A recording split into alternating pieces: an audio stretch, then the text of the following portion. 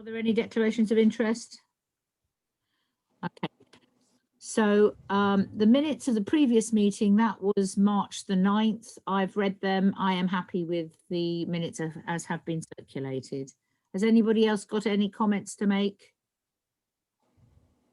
Okay. If there's nobody else commenting on it, we'll take them as accepted. So item 4 is question time. Has any member of the public got any questions at this point? I have, Margaret. John Brindle. Okay. Can I just check if there's anybody else, because it constrains the time a bit, John? Has anybody else got any public questions they wish to ask?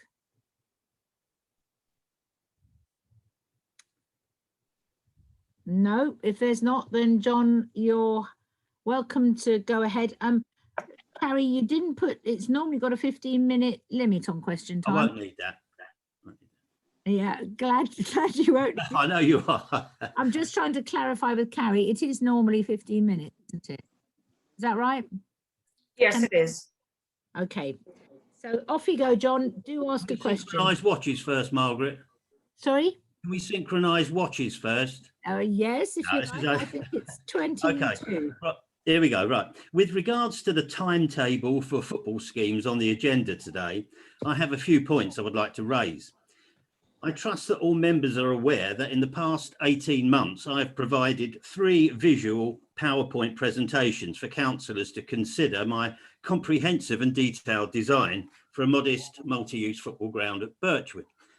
I believe I have provided plenty of supporting information into such reasons as why we need a ground, the facilities required, how it could operate, and the installation costs involved, which I demonstrated were within the budget, and much more besides.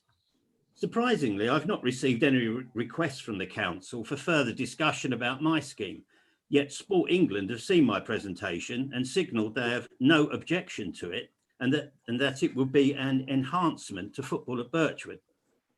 But in the meanwhile, the council have been considering having an artificial 3G pitch installed at Birchwood, and as I discovered, councillors were briefed about this and have even proceeded to get costs and to petition the public without any alternative option.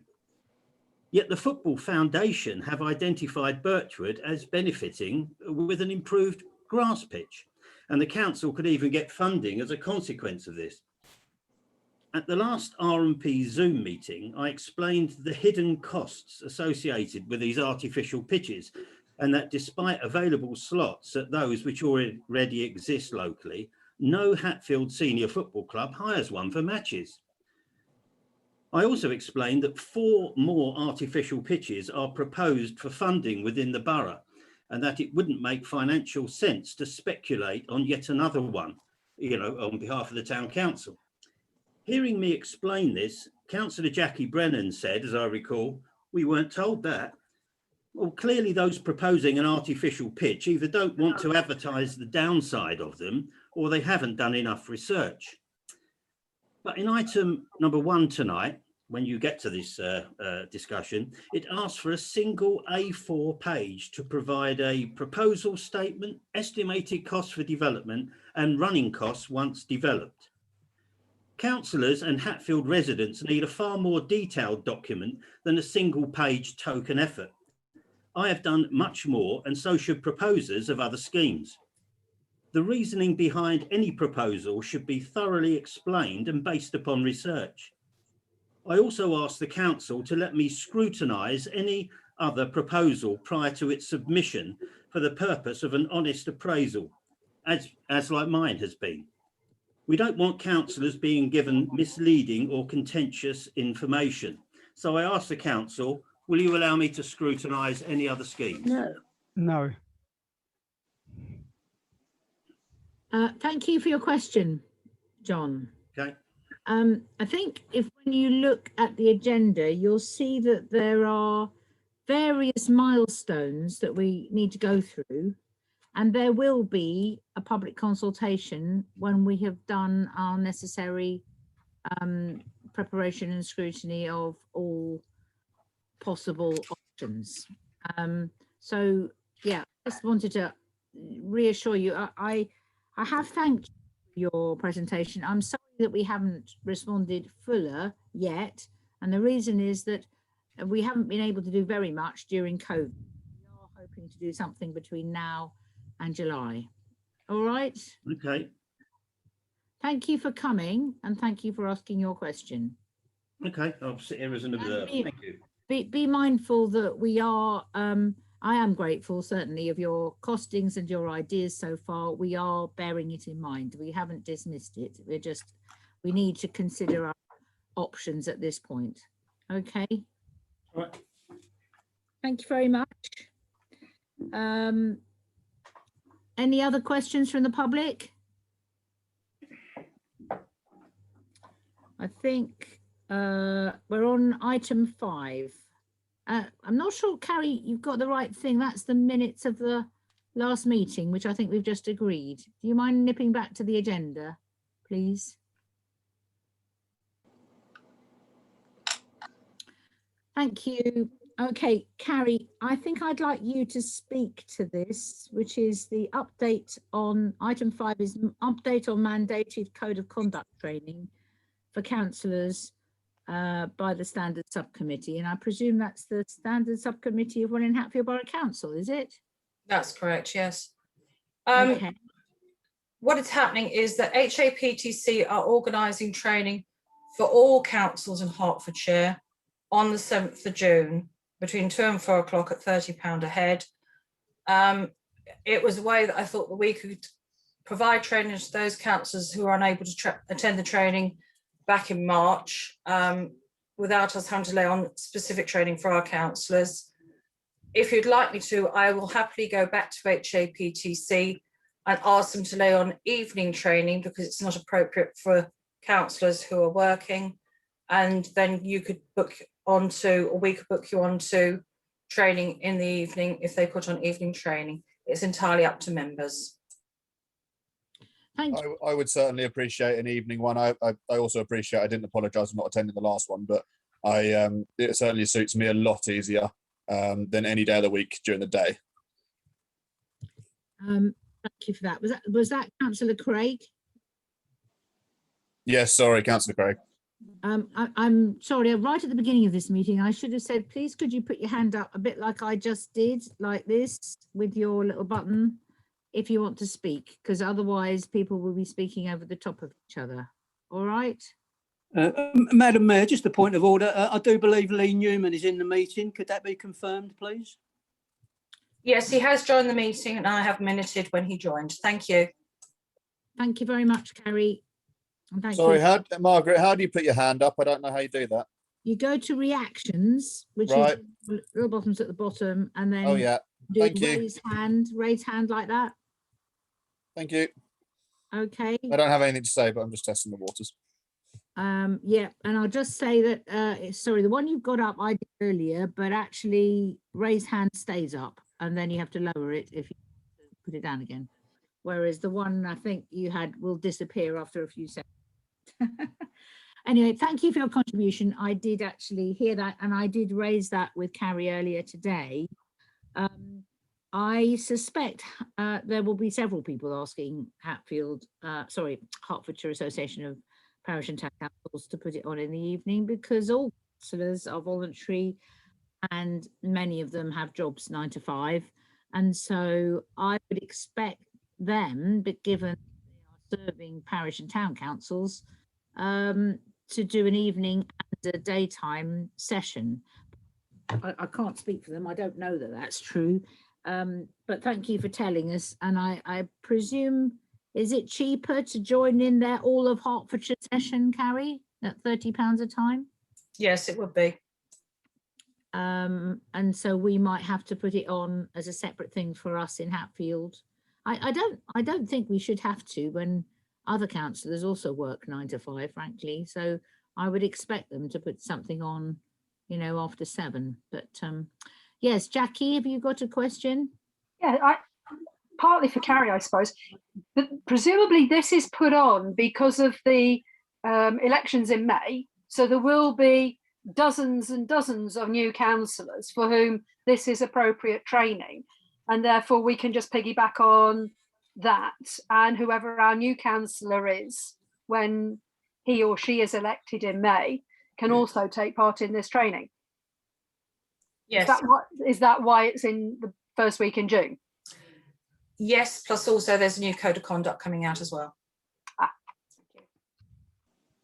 Okay, and I have asked Carrie if she can circulate to us as soon as she knows what the wording of this new code of conduct is, but apparently she hasn't got it yet. So I think that might end up waiting till our May town council meeting. Okay, any Madam other Mayor, questions? Madam Sorry, Mayor, Councillor Brandon wants to speak. Lenny, sorry, Councillor Brandon, yes, please. Lenny, I do fine, Margaret, thank you. This new code of conduct, where is that coming from? Is that a government initiative? Yes, it is. It's come through from consultation that you were all consulted about towards the end of last year. You did respond as a council, but it has come from the LGA, NAUC, SLCC, and the government as well. It'll be a borough, county and parish and town council code of conduct. So no body will have their own individual code of conduct. We will have the same, unless you do choose to have your own, but it's highly recommended that we all have the same standard code of conduct in future. Right, so it's not mandatory then? No. Okay, So thank you. We would have to vote on that then, accepting that. Is that correct? I will be bringing it forward to the May annual meeting for you to discuss. Yes. Okay, thank you for that forward planning, really, forward alert. Any other questions? Otherwise, we'll move on to item 6. Now, I think this has been brought forward, not a motion, is that right? But it is a, hang on, which one am I doing? Yes, so there are two items on Birchwood, one for planning application, one for the football schemes. The football schemes is first, that's item 6. Would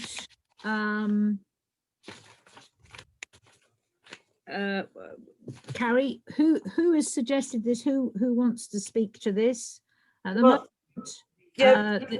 Yep.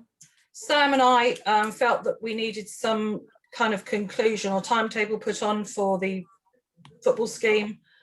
Sport England are very keen to see that the £800,000 is spent. We spoke with the chairman of Resources and Policy Committee, who has suggested that he would find this sort of timetable acceptable for feedback to RMP or possibly council if that's what members wanted. This is purely a suggestion, and it's for members to debate and see what they consider is acceptable for them. We've spoken to Ali. He is drawing up a scheme that members can consider. And Ali has says that he thinks he can work to this timetable. I would like Ali to confirm he's still happy with that. And then we will go from there. We already have John Brindle's scheme. We already have Richard Griffith's scheme. There is also the do nothing option if members still want to consider that one. And it'll be interesting to see what members think. Thank you. Okay, did you just say this is from Tristan in Resource and Policy as well as you and Sam, is that right? Is that what you just said? We spoke to Tristan as chairman as RMP, and he said he's willing to have this as part of his committee, yes. I wasn't sure if it was Resource and Policy in Welling Hatfield Borough Council, or because applying for the 800,000, I was a bit confused about, because I thought we had to apply by April the 1st, but apparently it is ring fenced for us to apply for. I'm sure all of us want to apply for this 800,000. I'm going to ask Lenny to speak as well to these dates, because Lenny and Alistair, I believe, have got plans in mind, and also there is things with the Football Association and the Football Federation, Football Foundation, where I think we need to use the feedback that we had from the consultant that we used for Lemsford for us to gain as much insight how to get their grants as possible.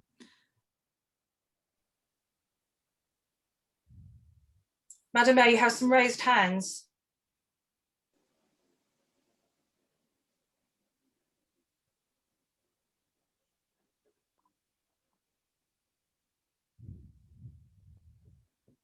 Margaret, you're on mute. I muted myself. Tristan, you are muted. Would you like to speak, please? I was just going to say that Councillor Juggins has had a hand up for a while, and if you saw me, you could see. Sorry, I saw both of you at the same time. In which case, Karen, Tristan, you go first. Councillor Juggins, would you We like have no issues. Just go first. It was purely to just say that, but yeah, no, we've had a number of people at RMP ask what is happening around Birchwood. So I thought these timelines, we checked with Councillor Juggins, we checked with Ali as well, if these timelines fit, and it just gives us a target to move forward. So we know stages and we can just start to build on that, and it gives everybody clarity on path. So there's suggestions, just like you said, but that's all I've got to add to this. Thank you for speaking. Councillor Juggins, did you want to add anything? Yeah. Sorry, did Alan want to speak first? Sorry? Did Alan Upson want to speak first? He didn't speak in the question time. No. Okay, don't worry. I think this is a really good idea because, you know, this football at Birchwood has been hanging around now for 5 or 6 years, and there has to be some absolution to this for everybody, so that, you know, and the timelines and everything that's been planned here, I think it's a great idea, and it really gives us something to work to and focus on and get some sort of absolution. Okay, thank you, Councillor Juggins. I think, being practical, I need to just pass over to Lenny, because I have had feedback that some of the deadlines won't work, but I think the content of the milestones is a good idea. Okay, Councillor Brandon, Lenny, would you like to speak now, please? I definitely think we need some timescales put in place, but I think July is way too soon to be to get all the information that is needed to move forward. If we're going to public consultation with schemes and plans, they really need at least pre-app information first. We can't be going to the public with schemes that aren't going to have the blessing of the planning department. So I would have thought maybe October was more realistic, the 1st of October, for anybody's plans and ideas that they want to move this forward. We're looking for additional funding from the Football Foundation, the FA. This isn't going to happen, or we're not going to get answers by the 31st of July. I know the Football Foundation and the FA, Hertfordshire Football Association, have been approached, so we can meet with them and talk. I mean, these are all things that have happened in the last 5 years, but it happens, and then people try and trip everything up and ambush what we're trying to do. So it's come to a bit of a halt, but we need to resurrect what we've been doing with these bodies. There's also another 300,000 available in that community pot that we can also go after. So there's a lot of money to be had out there for the best scheme, and I think giving it till October for everybody's schemes and ideas and plans to be put in the pot, and then we move forward from there. But I just think we'd look stupid if we try and do something by the 31st of July that didn't have the backing of the planning authority. Thank you, Lenny. Richard Griffiths. Well, yeah, certainly I'd go along with you. The point about the planning authority, that's a must, but we have had a lot of this information since 2017, and I would have thought that by now Councillor Brandon could have put together a report to show what he's done since 2017 and 2018 against the things that's been raised by the planning department, with pre-apps already to guide us into where we might be going from here. I have asked for this for quite a long time now, and it hasn't been forthcoming. But what I will say that on the question of planning, you don't. It's possible to put in a planning application when you don't own a property. The only stipulation is that at least 21 days before you put in the planning application, you have to send a certificate B to the owner of the land to tell them what you're doing and showing details of what you're doing. And then a normal planning application can proceed from there on. One of the benefits of this is that the people who put in for this for a planning application can then be responsible for the costs of doing the application, plus the fact that part of the application will include the opportunities to the public to make their comments. So in going along those lines, you'll kill basically two birds with one stone. First of all, you'll find out what the planning department think, and secondly, you'll also get a very good feedback of what the community think as well. So I think we should anyone such as those who want to do something for a private business, such as Hatfield Town Football Club, they can quite liberty to think along those lines and do it. There's nothing that the town council can do to stop them doing that if they want to, but it will have some benefits to it. And of course, it will push things on a little bit faster. So can I clarify what you're saying, Councillor Griffiths? Are you meaning that any external submissions, possibly, John Brindle's or yours, you're suggesting they go straight to Welwyn Hatfield Borough Council themselves for pre-app? Is that what you're suggesting? No, not pre-app, an actual planning application. There is the pre-app situation, but we've already done 2 of those. So we don't really need to do another one. What I'm saying is the planning law provides that anybody who doesn't own land can put in a planning application on that land, on the proviso that not less than 21 days before they submit that planning application, they send a certificate B notice to the owner of the land to tell them what they're doing. And that would short circuit a lot of the discussions. We'd find out what the planning department think about it, and also we'll get an opportunity for the members of the public to make their comments on it as well. So there are quite a few merits in it, and I put that into the melting pot, so that looking at the first date of the 31st of July 2021, that this is a proposition that can be looked at and discussed. Anybody who so feels, such as John Brindle, for example, if he wants to push his scheme forward, he can go home tonight, and if he's an insomniac, do it tonight and send it down the planning portal, and he's on his way. It's as simple as that. It's really a question of anybody who wants to do it. I think you've had this reply before, Councillor Griffiths. Anybody who wants to do their own thing can do their own thing. That's true, but I'm not sure that you're right about how they're going to consult people. But because a part of the planning process, that's what the planning process having is. Sat on the planning committee, it is interesting who they consult. But anyway, it's published in the press, and it's can be considered by our planning committee anyway if we get a certificate B. Well, I'd have thought it's more for the Resorts and Policy Committee, not the Planning Committee. Can I just ask Tristan? Tristan, would you like to contribute? You've got your hand up. My thoughts were never that the initial submissions on the 31st of July required any pre-applications or planning applications. I always thought we could caveat the consultation that this is subject to any planning approvals that would need to be, but would support an application if an application was made.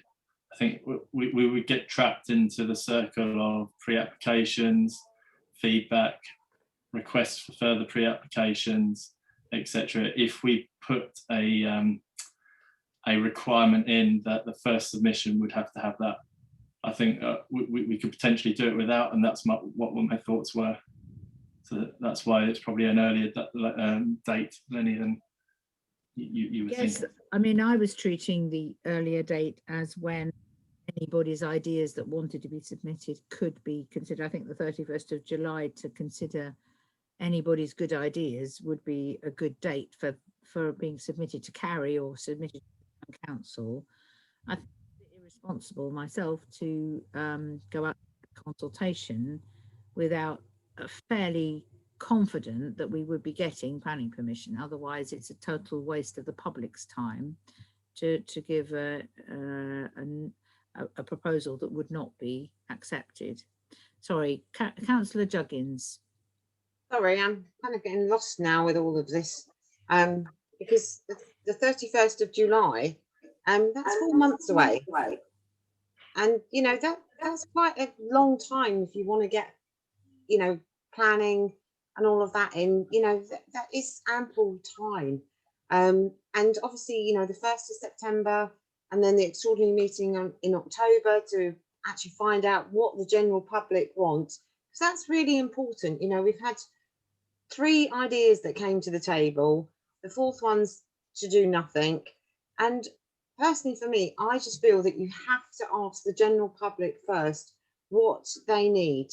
You cannot go steamrolling ahead without asking them. They live there, and it's up to them to decide what should be there. Thank you, Councillor Juggins.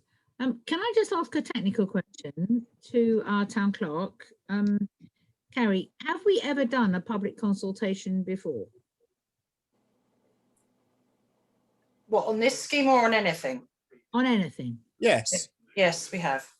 What did we do a public consultation on? Well, we did them over the play areas. We've also done them over de Havilland Grange. We've done them over what people wanted at St Albans Road East. What we've done on de Havilland Grange is not yet a public consultation. We have informally consulted some residents. That's not really a public consultation. No, I'm sorry, I'm talking about years ago. Oh, okay. We did a borough-wide consultation with young people with a competition, prize competition. We've done lots of consultations, but the reason why I'm asking here that I be authorised to look into the costs of using an external company is so the town councils seem to be entirely independent from the consultation and that there is no bias. Yes, I mean, it can be done through a website, I think. I think we need to take advice about public consultation. I have been party to NHS public consultations, and it does take quite a lot of design and organisation, and I feel it is not trite to say it will take at least 3 months planning time to do just for the public consultation, whatever the options are, to do it right. And it is I think we are required to do public. I'm not quite sure what the consideration, because it's Hertfordshire Sports Fund, Hatfield Sports Fund. Is that the 800,000 and then the 300,000 is in another sports fund, or is it all in something called Hatfield Sports Fund? This money. It's all in the same one, Margaret.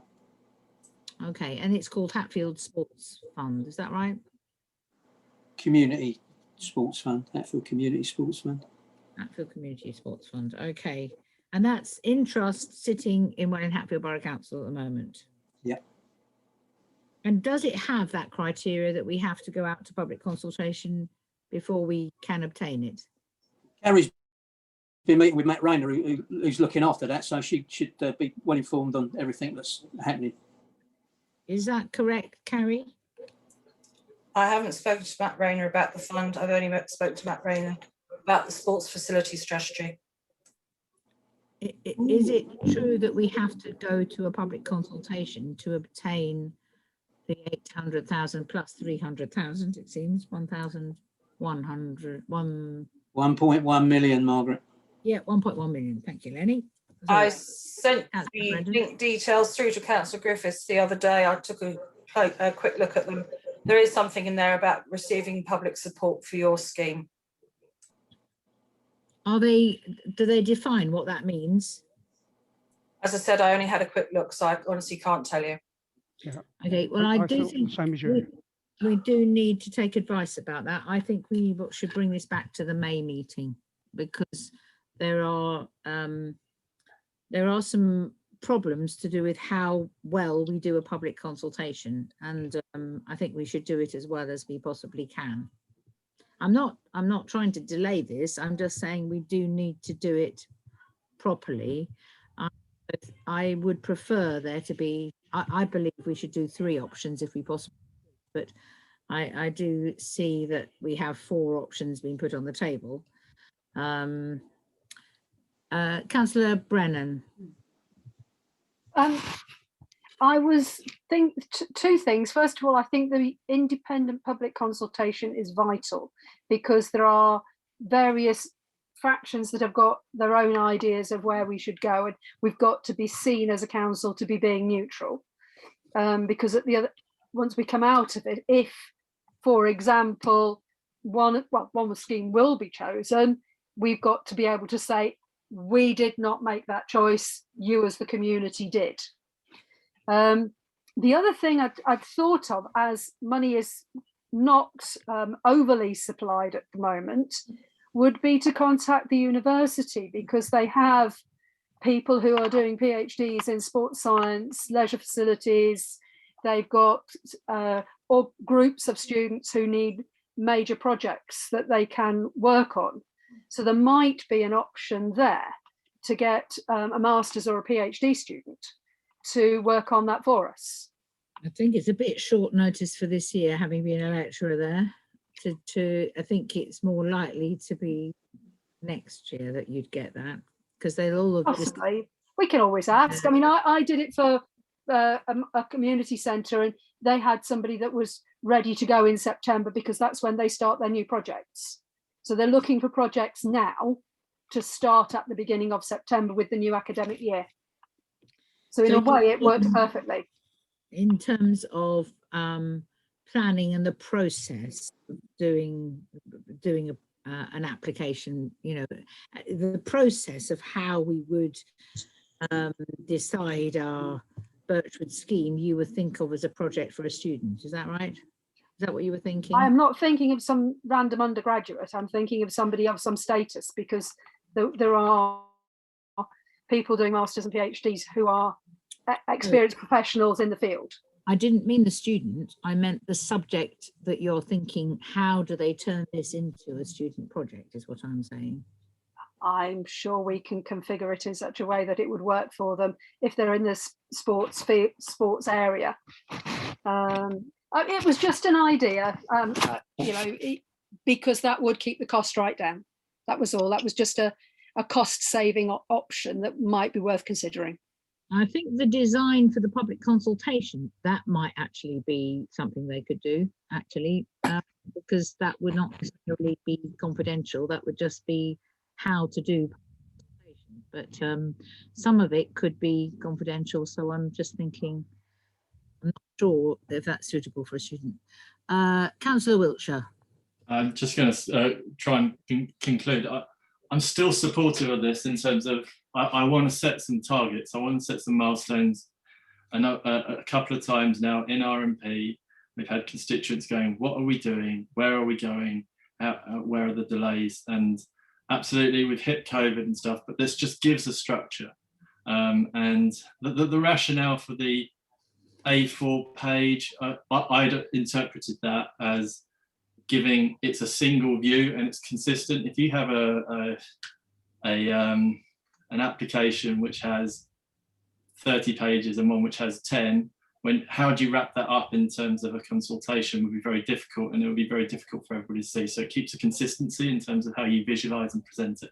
I compliment that maybe shrinking it too much, and that might need to be, there needs to be a standardized format in which it's provided. But that's the only thing which I'd just like to highlight. But as I say, again, I don't necessarily think we need pre-application as well. I don't think, I think we can still go to consultation with the caveat that it would need to go through planning application. There is a risk that they won't get approved, but at least we've got a line of sight in terms of traction and travel where we want to go in the next couple of years if we get that consultation done. That's my thoughts. Thank you, Councillor Wiltshire. I think, to be fair, this one side of A4 is the end of you know, that would be a synthesis of everything that people have thought of that would go into the football submission. I mean, that takes a whole process before you're ready to do your A4 summary. Suggesting that is the sort of format to go out to public consultation. I think that might well be the format to go out to public consultation, but it begs a whole lot of thinking beforehand to get it to what down to one page of A4. So that takes longer, not 31st of July. That's more like, you know, that takes longer to do that. But I also disagree about wasting the public's time with something that wouldn't get planning permission, I'm afraid. But let's just hear Councillor Juggins. My hand up. So can we kind of make a conclusion? I think I'd like to accept Tristan's timeline here. You know, obviously some things may change, times may change, but I think it's a good beginning to actually come to some absolution about whatever will be built at Birchwood. So I hope members are going to agree. Well, thank you for going. I'm not sure quite how to resolve this because Councillor Brandon has suggested that we wouldn't be ready till October, I believe, for at least for consultation. And I repeat what I've said before, that to prepare for a public consultation does take time, and we need to do it right. And I don't think we know enough about how to do it. But it's very simple. It's very simple. Sorry to butt in, but it's very simple, the consultation. You know, you have what everyone has suggested on the table, you know, and that's what's there. It's not simple if it gets rejected by planning. Well, you know, and then we have to do it all again with the costs of a public consultation again. So well, you'd have some idea. You'd have some idea where people would want to go with some sort of consultation. You know, the planning, you know, the borough council can hurry anything along if they really want to. So I can't see why this has become such a great big hurdle. And, you know, we need to finish this. We need to get some absolution for the residents. Okay, Councillor Wiltshire has his hand up again, or is that a legacy hand, Councillor Wiltshire? Councillor Brandon has for a while. Sorry. Sorry, Lenny. Councillor Brandon, would you like to speak? The point I want to make is if we had 4 schemes that we could put out to public consultation, but none of those had planning permission, and the public at large voted for one of those schemes, and then we didn't get planning permission, we're going to have a little bit of egg on our face and look rather stupid. I don't think October is too much long. You know, we've waited like decades to be doing what we're doing, and it's got to be done properly now. And I think most people are singing from the same hymn sheet. Maybe the surface might be open to debate a little bit, but we all basically want the same thing. And I think we need to be going to the public, as you just said there, Margaret. We could go to the public with a scheme that is never going to work and is never going to get planning permission, and then we look stupid and we've got to do it all over again. Even if we cut, you know, October and July in the middle and went for something in the middle. But I really believe that October is doable and would be far better for us to move forward. There's lots and lots of information that needs to be gleaned before we can move forward with a planning application. The Football Foundation, the FA, local authorities don't work very quickly. 3 months is a long time in the real world, but it's not a long time in local authority world. Yes, I'm not quite sure which order we do that in to get the money, because do we have to have done the public consultation and come out with something before we ask the Football Association for money, or can we ask them for money based on one of our options and put that through as, you know, accepted in principle before we go to public consultation?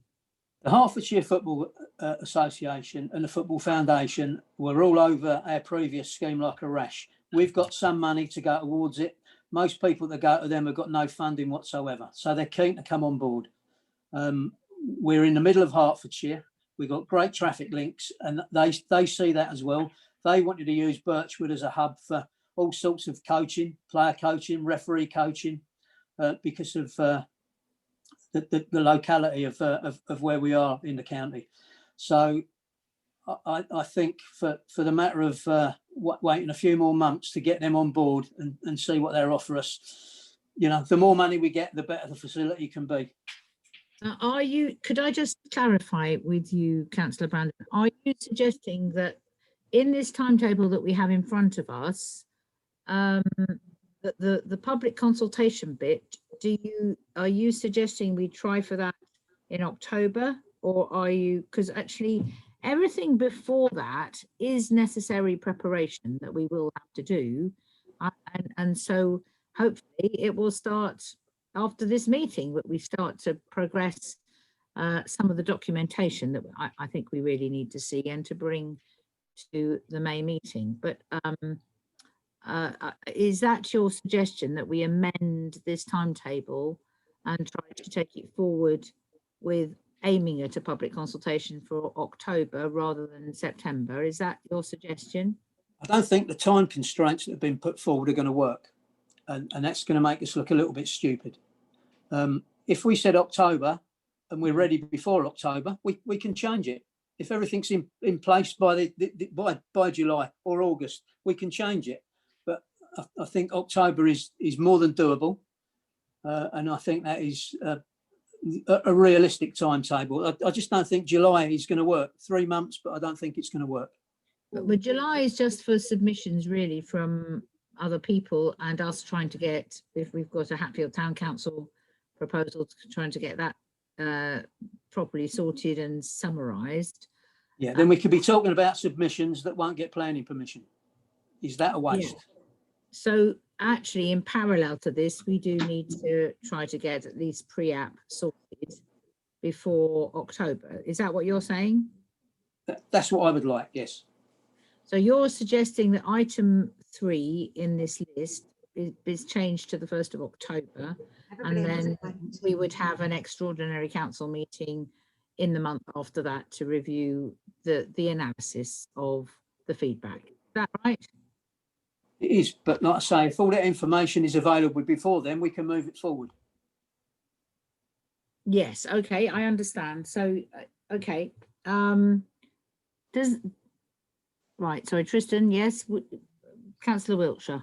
No, you've answered my question. It was exactly clarity from Lenny on what part of the time frame are you moving forward. So 1 and 2 stay the same, 3 removes to October, so we're shifting everything out a month from October. Yeah. and action item 4. Right, understood. Okay. It's a month. Thank you, Councillor Wiltshire. Councillor Brennan. I've just looked at the report that Carrie sent to Councillor Griffiths, and before you can apply for the money, for the S106 money, you have to have a development or a business plan for the project, a budget for the proposed project, and letters of support from national government bodies. So this is where what Lenny was just saying makes a lot of sense, that we need, before we can apply for the money, we need letters from, for example, the Football Foundation or whoever to actually support our application.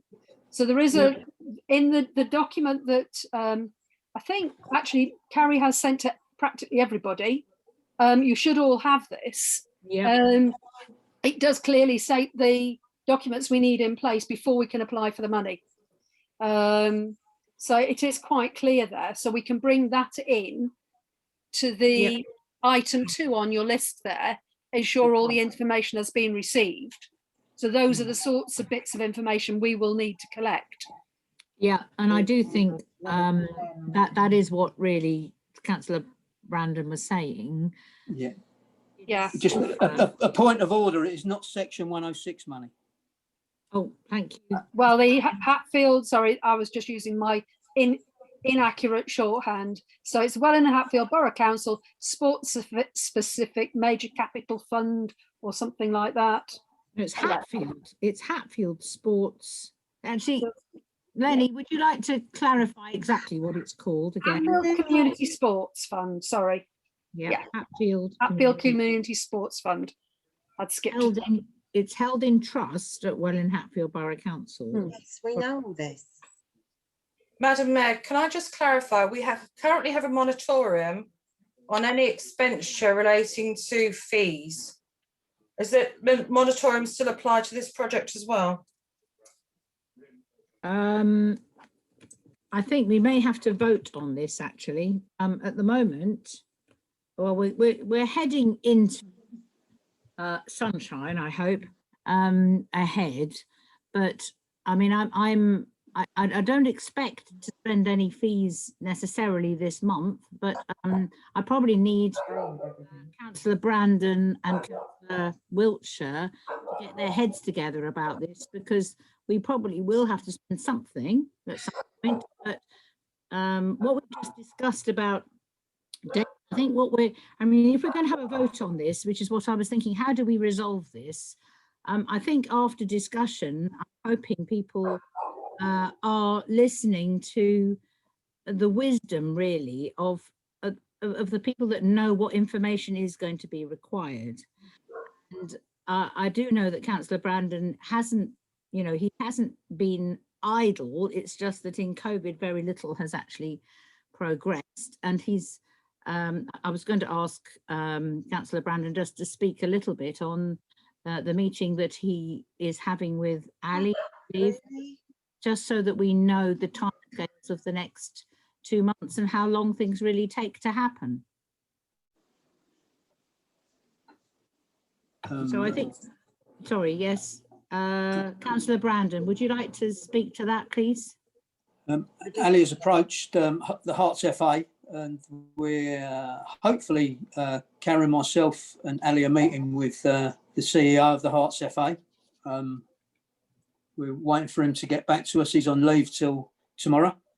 And hopefully he's going to come back with a date that we can meet. And he will also be bringing the Football Foundation along with him. And could I ask that that meeting is documented, that we have minutes of that meeting, or notes or whatever, to bring it back to our, well, May meeting, unless we need an extraordinary meeting to progress it sooner, because I think we could extraordinary meeting. I'm sure one of our officers, other officers can be available to take notes from the meeting.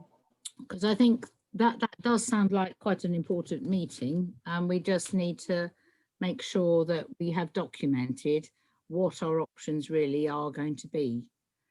Okay, I think I've got in my head a clear amendment to this, that I think the milestones are very helpful, but I think for public consultation, we are really saying the 1st of October is safer than the 1st of September to plan. And if we have it finished, we can do it earlier than that, but that we would like to follow a scheme similar to this, but with the 1st of October replacing item 3 and November replacing October in item 4.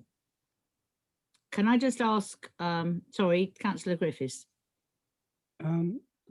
Yes, I just want to re-emphasise what I said earlier, that we already have 2 pre-application advices on development at Birchwood.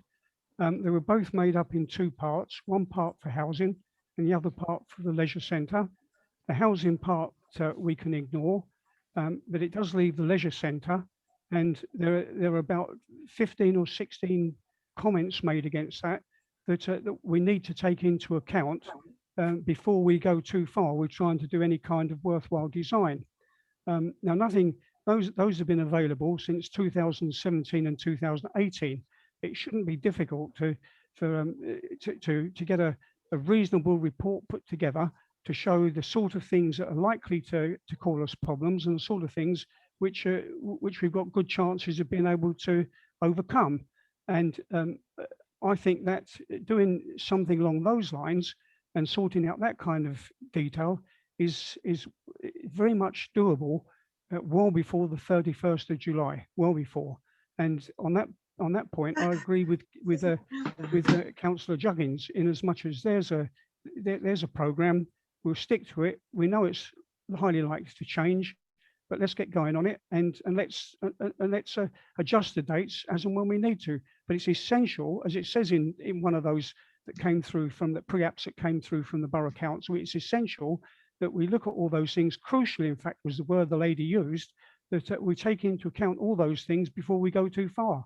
And now is the time to look at those things in detail and see what we need to do to satisfy those requirements, what we can do and what we can't, and what's likely to be a stumbling block. And there's no reason at all why we can't start that tomorrow morning. Thank you, Councillor Griffiths. Madam Mayor, Sorry. that Councillor Brandon, yes? yeah, that pre-app advice is 4 years old now and could be well out of date. Well, try it. You've got it there. Try it. Councillor Brandon, I was going to suggest that I think from now till our next full council meeting, who are interested in this, and I think there should be, you know, at least one from each party really, and anyone else who really wants to be on it should form a little group to do exactly that. I do think we should have Absolutely not. well, we This is haven't what this is properly. about, Margaret. This is what. Let's have another group. Let's have a steering group. Let's have a subcommittee. Let's have a This is why this sub-subcommittee. has been designed. This is why this has been designed. So we don't have any more committees. We need some absolution on this. And But that's you the must whole write point your of it. report then.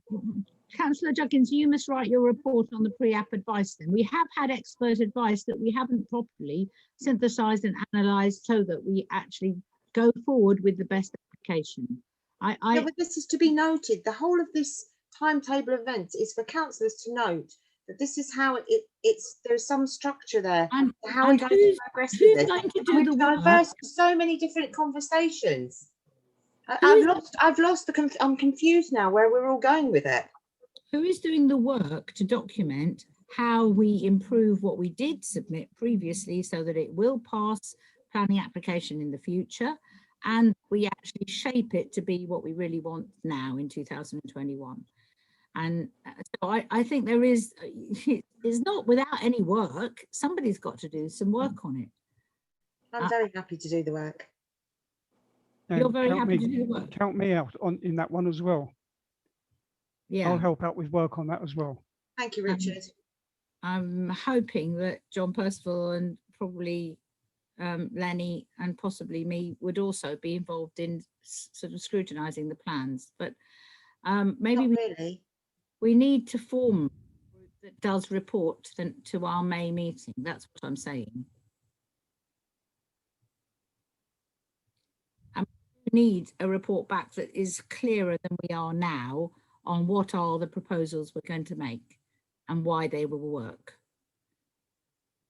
And you just said something, Councillor Griffiths, that I didn't know. You said we dismiss the housing is what you said. Yeah.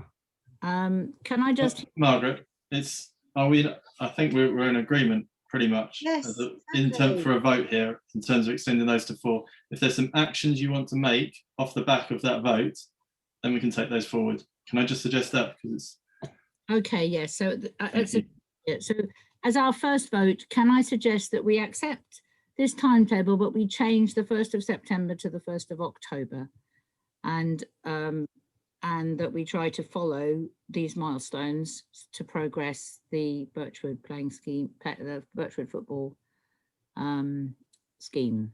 Shall we vote on that? Have we got agreement in the council for looking at these timescales but moving the public consultation to the 1st of October? Councillor Brandon has got one more question. Sorry, Councillor Brandon. I think that should be changed to sports schemes at Birchwood. You know, the football keeps getting mentioned, but you know, it wasn't to include just football, and I think that football needs dropping. I agree. Sports development schemes, really. Yeah, good suggestion. I'll go along with that. yep. Please don't go along with anything I say. Well, you do get things Okay, right from time to time. We'll call it sports development schemes at Birchwood playing fields. We will have these milestones are helpful for suggestions. We'll change item 3 to the 1st of October. Is that all right? Can we vote on that now? And item 4 to November. and item 4 from October to November. Yeah. Right. Yes. Perfect. Okay, please would you vote with your hands now, so 30 minutes to count read. them on using reactions. Can you please vote? No, I don't know. Can you? You raise your hand, or if you really can't, put your physical hand up in the window, and we'll just. I'm voting for that. I don't know if it's shown on my screen, but I'm voting for it. 6, 7, 8. Yeah, I think that's unanimous, isn't it? Have we got anyone? Okay, thank you very much. I think this was a difficult item, but thank you very much. We've managed to get through this, and I am grateful for people's agreement. Okay, on the back of that, I would like to suggest that, Carrie, could you just tell us, sorry, our town clerk, please, could you tell us when the next sport and leisure meeting is? 26th of May. That's a bit late. Are we allowed to have a special sport and leisure meeting before that to try to progress exactly some of what Councillor Griffith said, which is looking at the pre-app that I have seen previously, but I haven't analysed it. Can we move on to the next subject? And asked Councillor Juggins and Councillor Brandon particularly to document our way forward from it. I'll talk to the chairman of the Sport and Leisure Committee, and we will contact members after this meeting. Thank you very much. Is that all right? And I better just check with my chair of Sport and Leisure. Is that all right? Okay, thank you very much. Okay, we've got some more some hands going up. Councillor Craig, is that still your vote?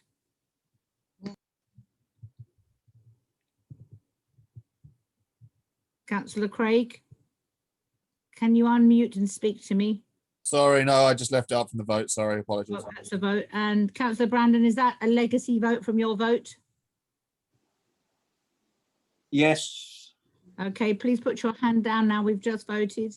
And Councillor Percival, is that still, are you wishing to speak? No. No, but I don't know how to remove it, so it may be up there for a while. No, you've just taken it down. Well done.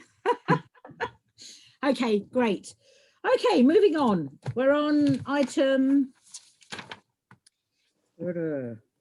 7. Item 7. Oh yes, I think this is hopefully less contentious, or less difficult rather. Okay, our town clerk, please would you like to introduce this item and just explain what it's about? Yeah, so this garden centre was on Birchwood playing fields last year. It was very well received by the population.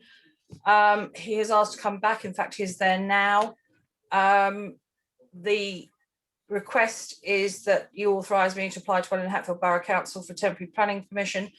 The planning permission is for business use on the site, and planning have confirmed I do require to apply for the planning permission. And also, I would like to know from members what level of rent you think we should be charging per month. We currently receive £600 per month from the catering wagon that is there. So that is our starting price for 10. And we'd like to know what you think. Thank you very much. Thank you, Carrie. I was just going to say that I was suggesting that because the square meterage that this garden centre takes up, and I believe it's Neil Carroll is the owner, that perhaps we could charge a little bit more than the burger van that pays 600 a month, and that because we do need income, I was going to suggest 800 per month, but I'd like to know what other people think about that. Yeah, Councillor Brandon has a question. Yes, yeah. Councillor Brandon, please fire away. I'm a little bit bemused about the planning permission. Did the car boot sale not have planning permission? Yes, the car boot had their own personal planning permission. Well, surely that planning permission was for the site. They can't have personal planning permission, can they? It was specific to countryside promotions. But the site got planning permission, they didn't. They might have been given planning permission, but the site had planning permission. Has that run out? the planning permission for the car boot site was specific to Countryside Promotions. It was their named planning permission. Was it the same purpose? I mean, was it retail? It was for a car boot. Okay. So, but that planning permission still exists on the site. I haven't looked at it recently, so I couldn't honestly tell you, but it was specific to that particular company. Is it possible just to pursue that, just to say, because we did have planning permission for the boot sale, ask planners, the planning department, whether that would apply to the retail for the garden centre to save time? I can go back to planning. If a shop has planning permission and that tenant leaves, the planning permission doesn't go with that tenant, it remains. Yes, it's change of purpose. Yes, I understand what you're saying, Councillor Brandon, but the planning permission for the car boot site specifically named the planning permission to Countryside Promotions, and it was theirs to have. Sometimes planning permissions are specific to a person, not to a place. I can't explain it. I'm not a planning officer, but that's all I can tell you. But I'll certainly go back to planning and ask them the same question Councillor Eames-Peterson has asked me to ask them. What rent did he pay last year on the site? I'll have to pass that over to Sam. Last year, because it was very short notice and in the middle of sort of lockdown, we just charged him the same as we charged the burger van. So it was just the 600 a month. Yeah, I think the way things are, I think we'd be more than happy with £600 a month. He's got a lot of outlay there. I mean, and everything he's got is perishable. If well, apart from his pots, if we get really bad weather, it could wipe him out. I think we should be happy with £600 personally. Okay, thank you, Councillor Brandon, for that. Councillor Juggins.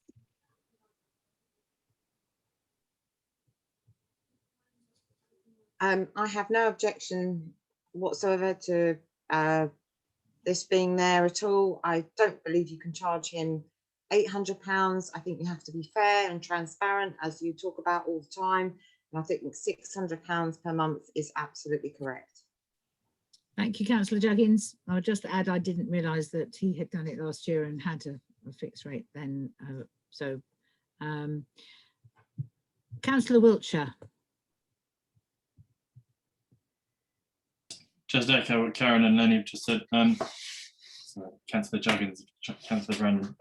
The only other thing was just that in terms of cost for the planning permission, who holds that cost, and would that be shared, or do they take the cost for the planning permission? Town council only has to pay 50% of what anyone else would pay for planning permission, and Neil has said that he would undertake to pay for the planning permission himself. Thank you. I mean, he'd pay you back the 50% we have to pay. So that's right. Okay, thank you for clarifying. Councillor Brandon, is that your hand still up from last time or something else? Nope, it's gone down. Okay, anyone else? Yeah.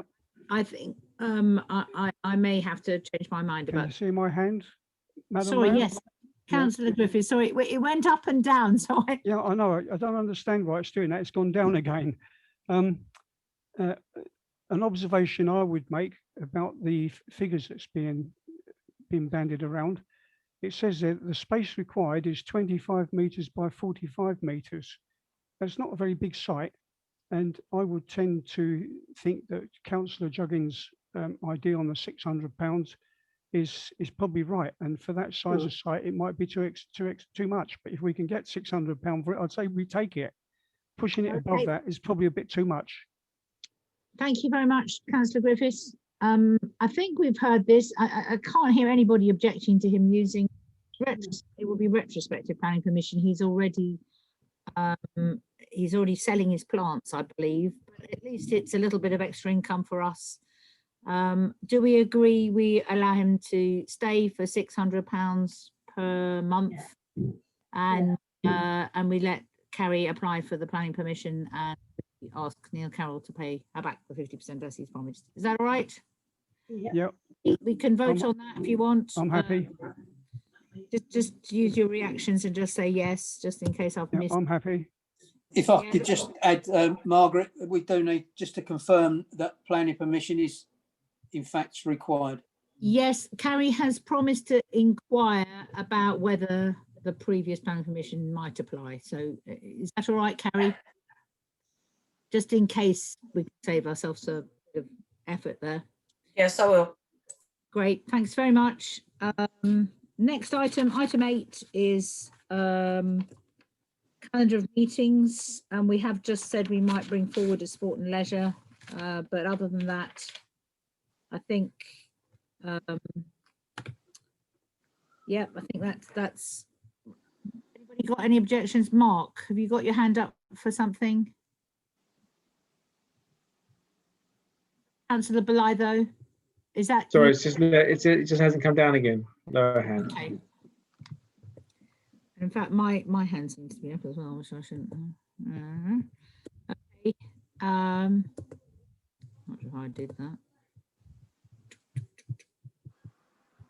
Sorry, I'm just okay. And item 9. Oh yeah, item 9 is effectiveness of internal control. This is the NALC report, is that right? I just wanted to ask Carrie a question about this. It's got that we have to, on the end of it, it just says this is a legal requirement that the council considers and approves this each year.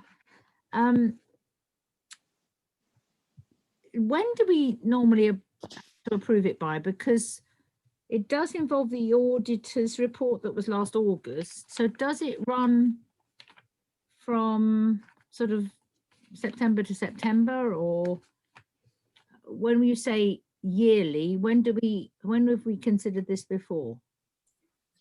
Well, annually, you are meant to consider the effectiveness of the internal auditor. So each year, I'll bring this report to members and ask you to consider what if you think the internal auditor has been effective, and I list for you the evidence, and this then goes off to the external auditor as evidence that you have considered the effectiveness of the internal auditor. Right.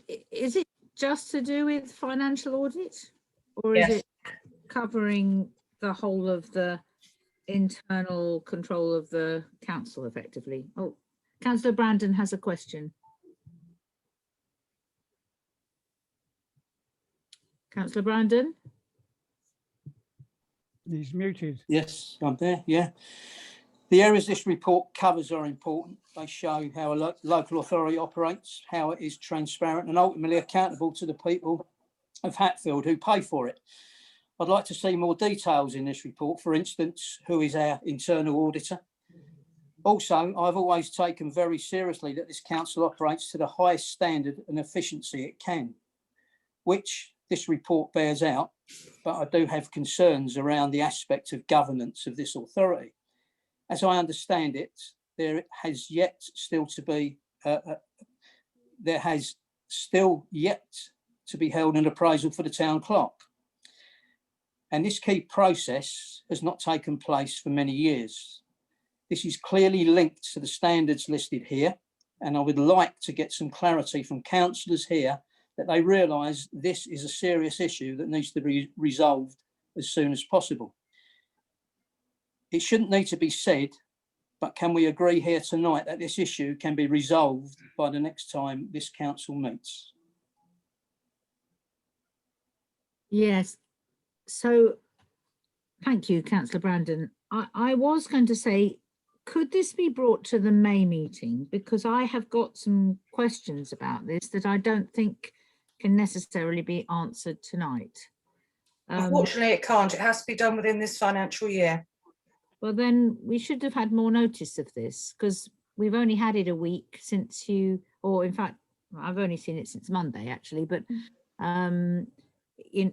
this is a legal requirement for approval, and these achievements, I was going to say that it's evidence of achievement.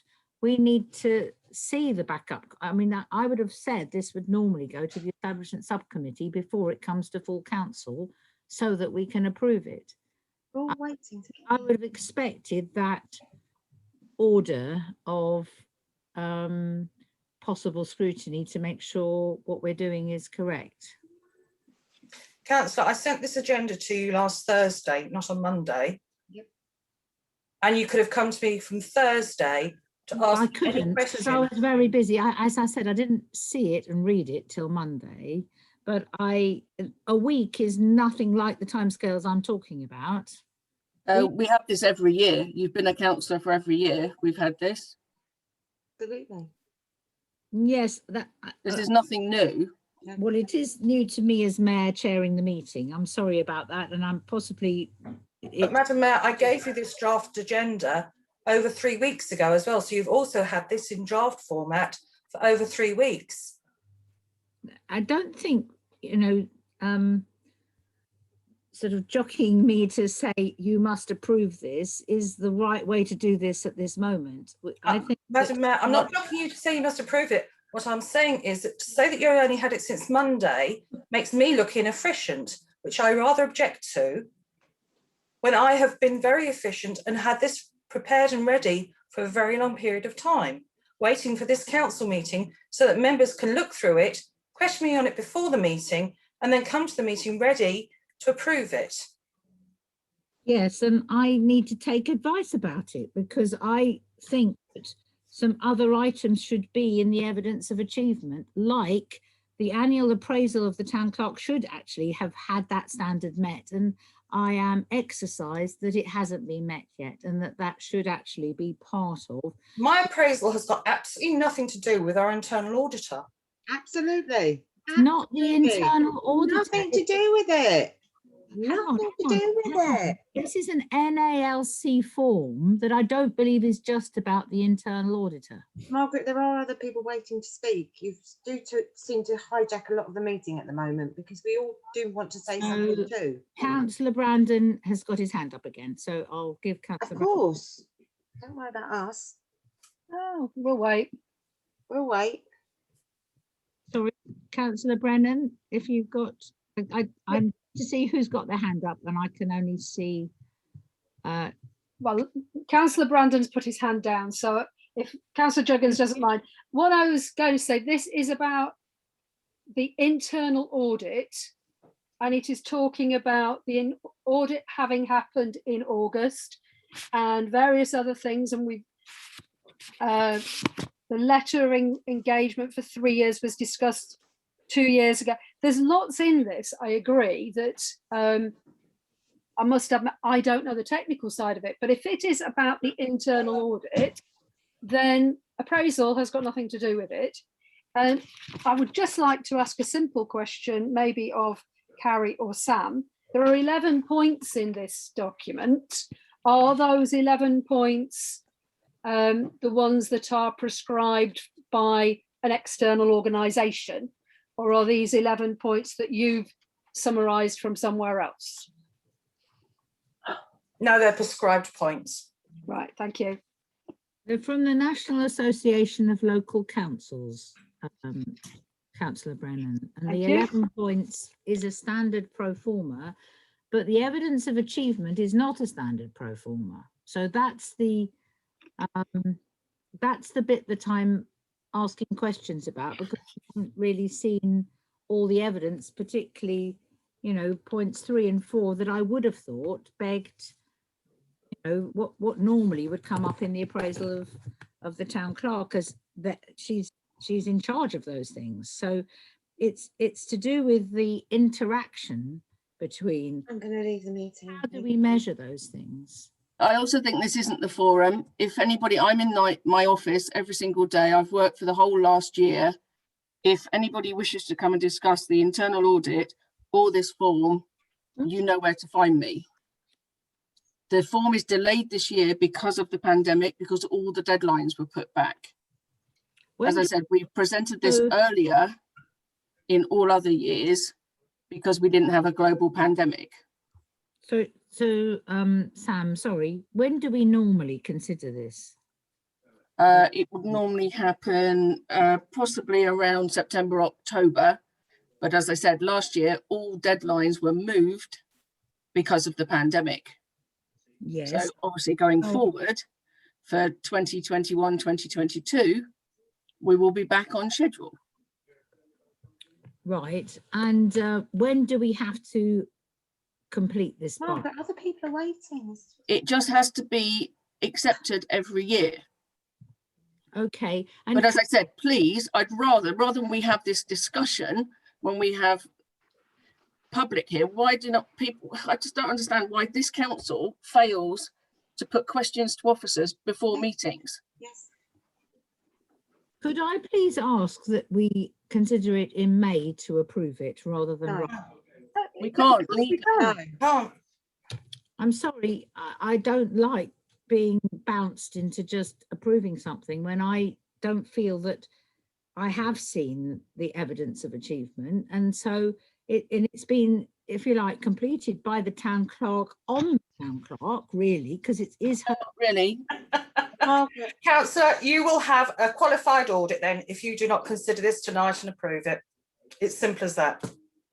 Sorry, Margaret, what did you say? I have had my hand up for quite a long time now. Sorry, Councillor Juggins, yes. I thought You know, the thing is, what you're not actually seeing about this is, we have this every year, every single year. The appraisal has nothing to do with this form whatsoever. It tells you in the form what it's actually about. And for you to come here and start complaining when you have not done any of I'm not complaining. I'm just. You are, Margaret. You've had 3 weeks to go to Carrie and ask her advice on what all of this means, yet you bring it to a meeting unprepared. No, I have been prepared. That's the. You haven't. You're questioning it. Everything is a negative point with it. There's no positive that we ever get out of these meetings because no one does their research before. Sorry. Okay. I'm Margaret, sorry. Yes, Councillor Percival. I just want to move things on. We're getting nowhere here. I'd like to propose that we accept this. If anyone would like to second it. I'll second it. I'll second it. So we need to vote on it. Sorry, just lost my. Oh no. Sorry, just lost my screen for a minute. Okay. Do you want to vote on it? Please vote now. For those who approve this report, and bearing in mind it's the legal requirement to approve it each year, and I want to approve it, but I just don't feel I'm knowledgeable enough at the moment. Okay, can I count the votes, please? If my hand doesn't stay up, Madam Mayor, it's approving. Okay. 1, 2, 3, 4, 5, 6, 7, 8.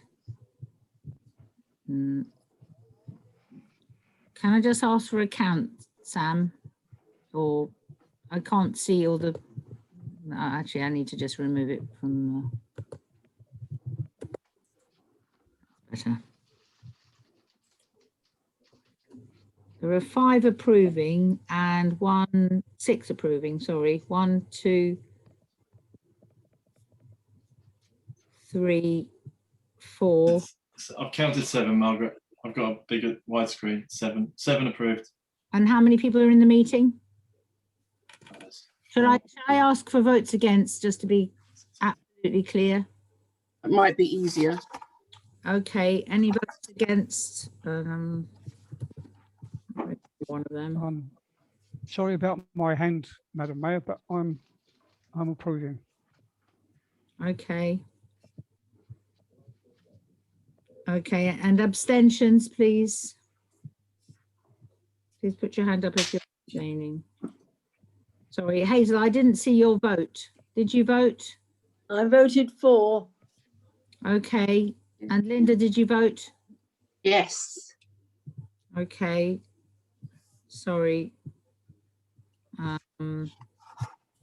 Okay, so I think it's 7 for and 2 against, is that right? Or is it 3 against? As we close this item, I'd also like to ask the courtesy of councillors that they have any issues with my work, that they actually do come and see me and give me that courtesy. It isn't to do with your work at all, Sam. Okay, so it's to do with this being something called the internal control of the town council. That's not just to do with finances. It's nothing to do with your work. Anyway, okay, thank you very much for voting. I think that was passed, so we'll move on. Margaret, I did ask that the. Oh, sorry, Councillor Brandon, yes. I did ask that the town clerk has an appraisal before the next meeting. I did ask if councillors would agree to that. I don't think this is the appropriate forum for this, and we'll discuss it outside of this meeting. Thank you. I think we ought to have that in a part 2, and that I don't know if we've called for a part 2 of the meeting. No, and we'll discuss it outside of this meeting. Thank you very much. We move on, please. Next item. It's not on the agenda. There was a councillor that asked the question. Yes, and there is no agenda item for that this evening, so we can put it on an agenda item for another meeting. We hope it will be completed by the next meeting. So no agenda item. Let's move on to the next item, please. So that was item 9. Item 10 is Welwyn Hatfield's summary of place. Is that right? Yeah, narrative about Welwyn Hatfield in general, which I'm afraid they don't really talk about Hatfield much. And given Hatfield's much older than Welwyn Garden City, it's a bit disappointing, but I'd like to know anybody's contribution to this. And did we take part, were we consulted about this? Did we actually receive the invitation? Karen, did we? I don't remember completing their survey actually, but. If you read the letter, it says that residents were consulted, and that's where they received the decision on this place narrative. Okay, I mean, is there any chance of changing it? Are they actually consulting us now about any editorial modifications? Is that what they're consulting us about? This is what the consultation is for. Okay, and when do they need to know by?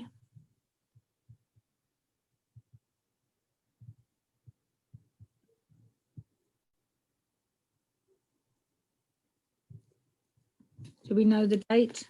16th of April. Okay, so this is the last full council before their deadline. Has anybody got, I mean, I feel quite strongly that they haven't really talked about Hatfield actually, but has anybody got strong feelings about that? Councillor Brandon?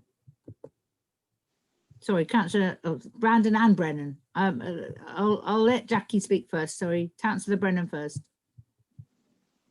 You're muted. Sorry. Just to say that the letter's only dated the 18th of March. And so the 16th of April is actually a very short period of time in which for us to give feedback.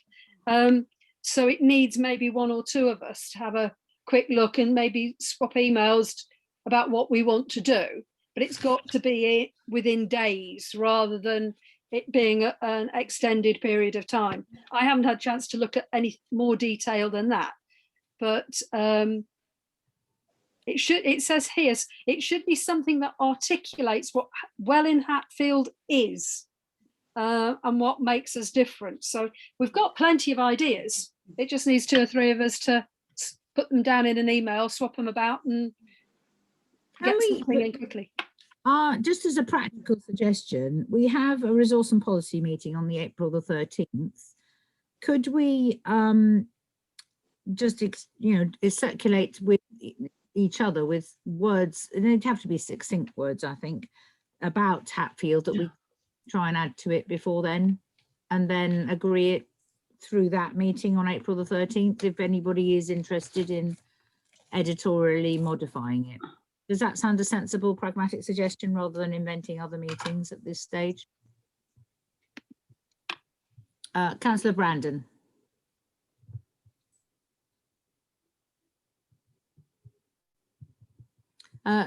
Lenny, did you mean to have your hand up? I didn't know. Oh, okay, No. you did have your hand up. Can I just make that suggestion, how to move this on? Would that be an idea that if I've got ideas, obviously Jackie might have ideas, but time to reflect on it, that we try to do some words that might get sent in before April the 13th, or sorry, before the 16th, which is their deadline. Anybody else? Councillor Wiltshire, were you trying to give us a contribution there?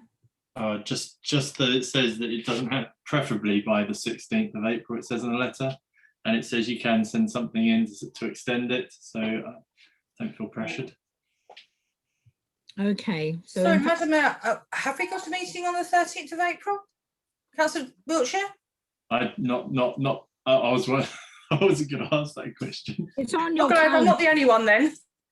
It's on your calendar, I think, isn't it? Or have I got the wrong year? Maybe you've got the wrong year. I've got the wrong year. Sorry, I am. Yes, sorry. Have we got a meeting in April? Margaret, can I suggest something that we Yes. take that the action is that you write a letter to extend it to a preferable date in which you've got the next meeting to fulfil that. I don't think it's a set in stone deadline. It says it there in the letter.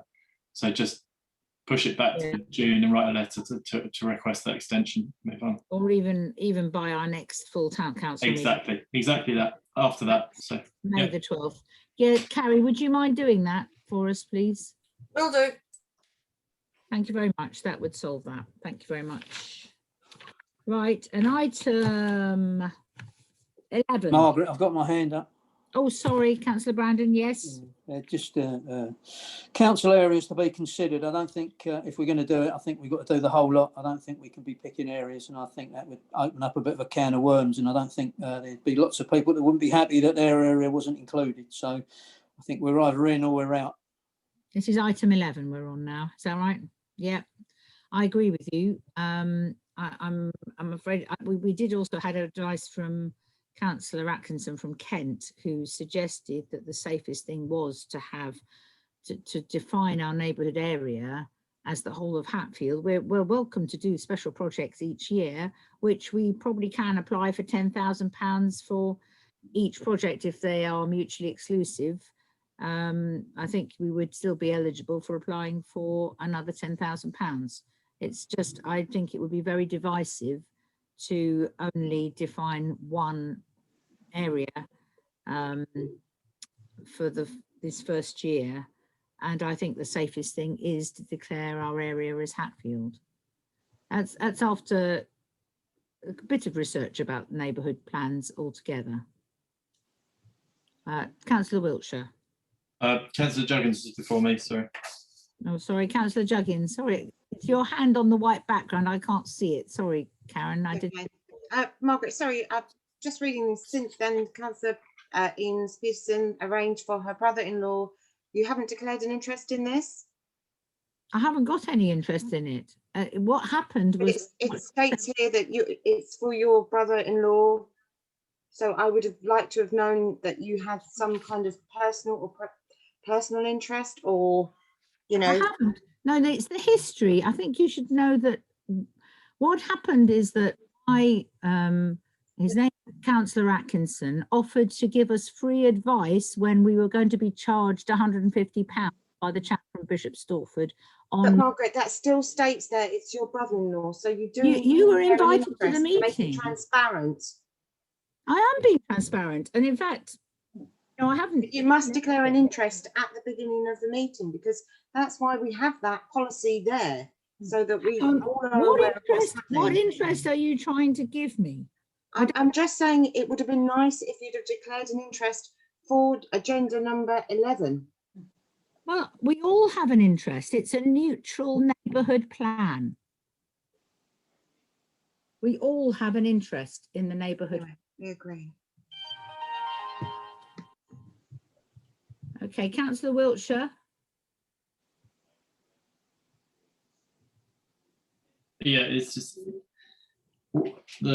what can you summarise the question a bit more in terms of this neighbourhood plan and what you're asking for? It says council areas to be considered. I don't know what my constituents feel in terms of what the current plan is and what the difference is in this, and I'd feel fairly uncomfortable without. Okay, I think everybody who didn't necessarily come to there was a meeting on March the 17th to introduce us to the neighbourhood plan and to try to discuss issues that could arise. Not everybody attended that meeting. The neighbourhood plan is an option that we as a town council can go ahead with. There is money available from something called Locality. It's a website actually, but it's a government body to obtain £10,000 to help us with advice. Most people have taken more than 3 years to write a neighbourhood plan. It's a major undertaking, but it does give us, it basically defines Hatfield better within Welwyn Hatfield Borough Council for things like housing and where we define characteristics of Hatfield that need to be respected, for instance, and for development of sustainable transport, perhaps in a better way than has been happening in the past with us totally dependent on Welwyn Hatfield Borough Council or the County Council.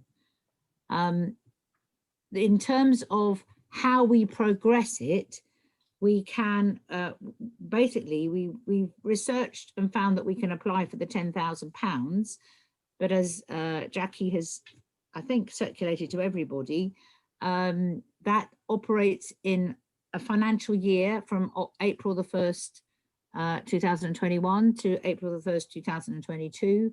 We thought of applying for it slightly earlier this year, only to find out we'd only have the maximum 2 months to use it in, and we weren't ready for that.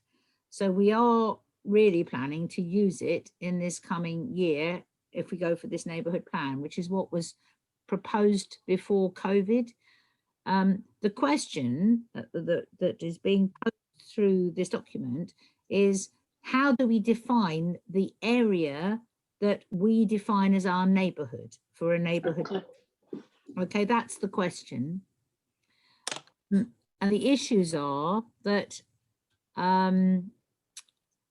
once you've declared that you are trying to do a neighbourhood plan that is acknowledged will take probably more than a year to do, then that becomes an area that you have the right to produce policy on effectively. And if you don't include a certain neighbourhood that's within Hatfield, then the residents of that area have every right to do their own neighbourhood plan, which could be very complicated and divisive. Sorry. Yes, Councillor Brennan? No, they can't. Yes, they can. No, I'm sorry, they can't, Madam Mayor. You don't have to be a town council to do it. If there is a town council, then it is only the town council that can do it. That's right, yes. If there isn't a town or parish council, then a neighbourhood can get themselves together, create a forum that they can do their own thing. But in an area where there is a town council, it is only the town council that can produce a neighbourhood plan. That's correct.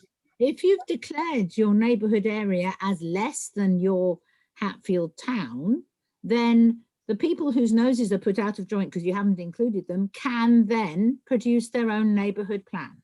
That's why I'm saying... I haven't read that anywhere, but well, I will try and find that out. Okay, so that's not in the primary legislation. I just guess, so what you're voting for is the whole of Hatfield in terms of area is considered within the neighbourhood plan that you're planning to start. Yes, I guess that's the concern which I've got, is the fact that you might have areas which might have proposed in the local plan 10,000 houses, and then now in this neighbourhood plan that would bring along 20,000 houses in that area. How would they necessarily feel on that judgment? I'm just asking because I have no idea. And Jackie, I think, sorry, Councillor Brennan, you're going to answer me on that. Sorry. I hope so. The point about having a plan, I think, is that we can make our recommendations felt. As far as the Borough Council is concerned, they do not have to take anything we say as law, or it's not law as such, but they have a legal requirement to take anything we say into consideration. So take what you've just said and turn it on its head. If the Borough Council are saying 10,000 houses and we've put into our plan 5,000 houses or 300 houses, they have to consider our plan. And we're saying this is what we want for Hatfield. So but just are you sorry, are you allocating that to specific areas, or are you just saying the number of houses to be built in Hatfield should be this? One of the things that Councillor Atkinson advised is that we look at the number of houses, for example, it doesn't have to be about houses, but the number of houses that Hertfordshire are trying to build. And then we look at the land area of Greater Hatfield. Let's call it Greater Hatfield because it's the whole town council area. And then we say, hang on a minute, we are only 2% of the land area, so we only want 2% of the houses. And if we're being given 5% of the houses, we can say, no, we don't like that. We don't want that. So it gives, and the other thing is once in the Hatfield Borough Council go to using SIL rather than S106 money, the community infrastructure levy, we can get 25% of anything that's going rather than the 15% of whatever's going. If we don't have a plan, we only get 15%. And if we do have a plan, we get 25%. So it's extra money coming to us if we've got one. Sorry, that was a bit of a lecture. No. Yeah. That's fine. I've got one more question. All right. Sorry, Gary, I'm going to speak while Margaret's on mute. I'm going to be rude. Sorry, Margaret. Gary, very that's quickly, correct. do we have to declare any interests, Carrie, just for advice as well? Landowners, that sort of thing. If you're a landowner, yes, you do, but not at present because you're not dealing with specific areas. You're just talking about Hatfield as a whole. Cool. Could I just clarify with you, Carrie, what Councillor Juggins just said? I haven't got any interest in what Councillor Atkinson just came to educate us very kindly because I persuaded him to do it free because we were going to be charged and we hadn't got any money to do it previously. So that is the only reason why he happened to be the speaker on March the 17th. That there is no interest in me trying to sort of divert the neighbourhood plan or anything. I'm just trying to, it was me that was the link to getting a speaker to help us understand the neighbourhood plan better.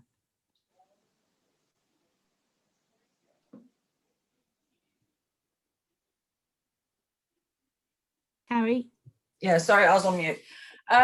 However well-intentioned and good your intentions are, I always would suggest that you declare and be damned, even if you just say something like, just to say that it was my brother-in-law that did the training for councillors, and that gets minuted. And if anyone ever questioned anything in the future, it's in the minutes and you can say, look, I declared an interest there. There was nothing else for me to say. Well, I'm happy that you've said it. You know,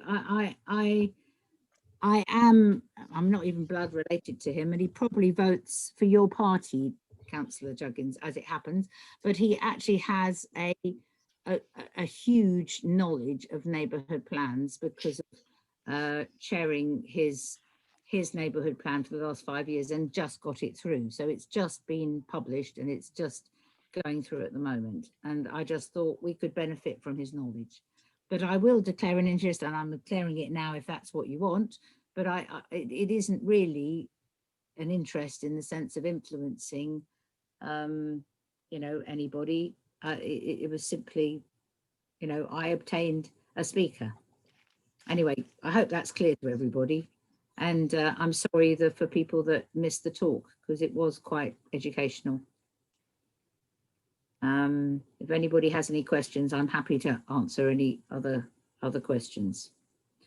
In terms of what Councillor Brennan just said, I agree with her about the still that if once we've got a neighbourhood plan in place, it does really benefit us financially. If there's any new development within Hatfield, we then get 25% rather than 15% of as the levy that will come to Hatfield Town Council. But I will just stick to what I first said, that I think it is far less divisive to right at the beginning to declare the neighbourhood plan as Hatfield. We can choose what we spend time doing as a project within Hatfield after we've declared the area, but and it can take more than 1 year and it can be consecutive, and I don't think it will make any difference financially to how much money we get. Councillor Wiltshire. Apologies, or just one more question, because when you went to you spoke about going ahead with the neighbourhood plan, and initially it was talking about cycle pathways and potentially the preservation of some certain areas. Conservation areas. Conservation areas. And yeah, we were going to localise it on 2 themes because we know how expansive and big this is. And I really like that. That seems to have evolved into a full, has that changed, that agenda type approach? Not at the moment. I mean, I think we do need to think through, you know, what should be in our neighbourhood plan. And we are only just at the beginning of it, really, Councillor Wiltshire. The thing that is urgent for now is that when we apply for the £10,000, we have to say what our themes, what our projects are, and what we're going to spend it on, and who we want our, you know, what advisors we might need, and that has to be declared within the form, and we'll be taking that forward within the next month, I guess. And the other thing is the costs. Well, that is the cost. I mean, on here it's saying that there's significant further costs to the well, there don't have to be any costs if you public spiritedly give up your time, like Councillor Atkinson did, because he did it nearly all himself with friends who he persuaded to help him, like a town planner who he was a friend of his, and you know, so it depends on who is friendly with the council, really, and prepared to help us. Councillor Brennan. This is a very interesting conversation, but what are we actually going to do with item 11? Well, I thought it was to decide on the area of the neighbourhood plan. It's not actually clear on the agenda what. That's why I'm asking. Yeah. Yeah, I agree. It's not very clear. I mean, I'd be happy if we need to vote about the area, perhaps that's what we should do tonight. In terms of filling in the form that is 22 pages long, I think that should be done at a planning meeting, or brought to a planning meeting, filled in so that we can then agree it. I think that's the best way that we get a democratic approval.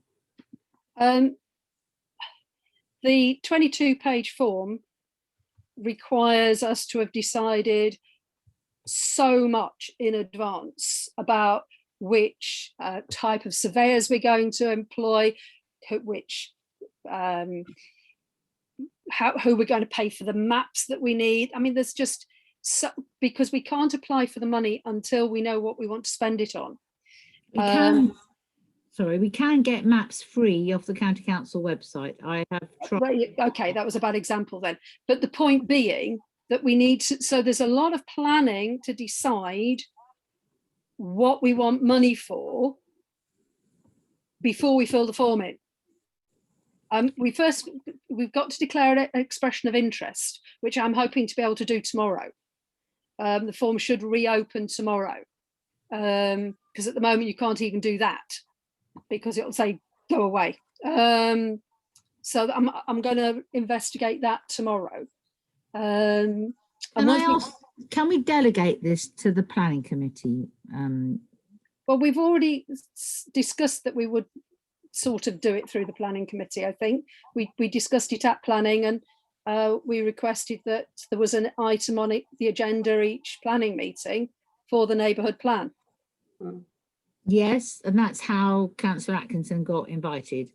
I'm just suggesting that we, in progressing this, to make the decision about what our priorities are for spending the money, that we bring that to a planning meeting and we circulate it to all councillors as well. But in making the decisions, we're not quite there yet, as you've said. There's quite a lot in the form that we haven't quite sorted out what we're spending, for instance, the 10,000 on right now. You know, we want to apply for £10,000, and I'm sure that we can spend that wisely to progress this year, but we may be able to save money in certain ways because of having, for instance, a town planner that may be willing to help us, or that, you know, and we may be able to save some money in some parts of the form. Councillor Juggins. Yes, I'm afraid I'm going to have to go because I've got to go and feed my fish. Yeah, it's I've got to drive somewhere. Yeah. Yeah, apologies, I'm going to have Very to leave nearly as well. at the end of the, I am trying to move this on to say this can be handled through planning, I believe. So if other people are happy for that. So can we agree then that from this meeting, the council area to be considered will be the whole area defined by Hatfield Town Council? Yep. Yes. Yeah. So can we The whole take a area. vote on that, so that that is definitely what I can go ahead with and start getting maps? And because I've already got a call into the Borough Council. So once she comes back to me, I've got to, I can say to her, well, the area is the town council area. The Yeah, parish of Hatfield, yeah? I actually was going to phone Sue Tiley myself about this, so I wasn't. We need just to delegate who's doing what, and so that we do, you know, cover the different posts, the different questions we need to ask. But yeah, if you're doing it, that will, you know, we just need to feed back to each other so the right hand knows what the left hand's doing. Mm-hmm. Yeah. Councillor Wiltshire, is there something else burning? You've got your hand up. Are you trying to vote? I was just trying to move it on by voting. I want to move on. Just for clarity, in terms of area, if it's just for cycle paths and preservation of their, I can't remember the words now, it's so late, but if it's for that, that's Conservation fine. area. Conservation areas, that's fine. If it's more than that, that changes things, and that's quite a difficult thing, which I need to speak to constituents about. That's my concern. I think. But I guess go ahead and vote, because let's see. I think the big thing is it the whole of Hatfield? That's what we need to vote on. These other. It changes on what he's covered on. Well, I think we should just circulate emails to tell people, but at the moment, the things we've talked about are sustainable transport, housing, and the four conservation or conservation areas in general. And we haven't really defined yet what exactly we mean by any of this yet. So I just think it'll take time to progress it. Councillor Wiltshire, would you be happier if we brought housing back as something to be just discussed at a future date, so nothing will actually be done about housing until this council actually discuss it as a future item, but you are confirming that you are happy with cycle routes and conservation areas? Yeah, this time, until speaking to my local constituents, I don't know what their response is, and apologies, I should have brought it to this meeting. Okay, could I ask everybody to vote about Hatfield as the neighbourhood area, please? If you raise your hands if you're in agreement with that now, please. 2, 3, 4, 5, 6. I think Karen's gone. I think that's, yeah. Councillor Juggins is there. Can you see the count? Well, she's there, but I think I'm not sure. No, she's there on screen. Oh, she's back. Great. Okay. Councillor Wiltshire, are you voting? No, I'm not voting. Okay, one abstention. Councillor Mendes, are you voting? Yes, yes, I Can you put my hand up. Okay, thank you. And Sorry, Councillor Margaret, I'm Lehman? abstaining. 1, 2, okay, 2 abstentions. 1, 2, 3, 4, 5, 6, 7. And Councillor Laming, can you put your hand up or not? Are you abstaining? No, I'm voting for. Can you put your hand up because I can't see it on the screen? 9. I think there are 10 in favour and 2 abstentions. Is that right? Okay, thank you very much. I think that's carried. Okay, and the last item is the next meeting. Is that right? Madam Mayor, could I just, I don't know if this is allowed, but I want to go back to item 7. It's just something I thought about as the meeting's gone along. The planning permission that Neil Carroll might need for these pop-up market stall. Does the burger stall have planning permission would be one question. Does the temporary circus have planning permission when it turns up is another question. And does the fun fair, temporary fun fair have planning permission when that turns up? They're all for the town clerk. Sorry, I don't know. Carrie, can you answer those questions for us, please? They are different parts of the planning legislation and don't require planning permission. Not even. Why are they different? I'm sorry, I'm not a planning officer, so I can't tell you the chapter and verse, but I do know they're different parts of planning permission. So don't. So the burger stall that's there for 52 weeks of the year hasn't got any planning permission? Sorry, the burger still has got planning permission. We got that back in about 2014. So that's the town councils, not the burger stalls. That is specific to the burger stall. So, but if they go, they don't take it with them, like the car boot sale. Yeah, it's specific to their name. But it's specific to that land, I think. No, it's Bon Appetit named as the people that have planning permission for that land. Okay, I don't know if that solved your question. No, it's just muddied the waters even more, Margaret. Thank you. Okay, I think we move on to That wasn't my intention. item. I didn't say it was. I just said it muddied the waters even more. Item 12 are recommendations from the last meeting. I don't think there are any. The date of the next meeting is the 12th of May. I think we can close the meeting now. Is that everything? Yeah. Great. Well, thank you very much for attending, and sorry it was a long meeting with a long agenda. I'm sorry it's taken longer, but thank you very much for everybody's cooperation, and look forward to seeing you, and have a very happy Easter, everybody. Thank you. Thank you. Thank you. And to you. Thank you. Thank you.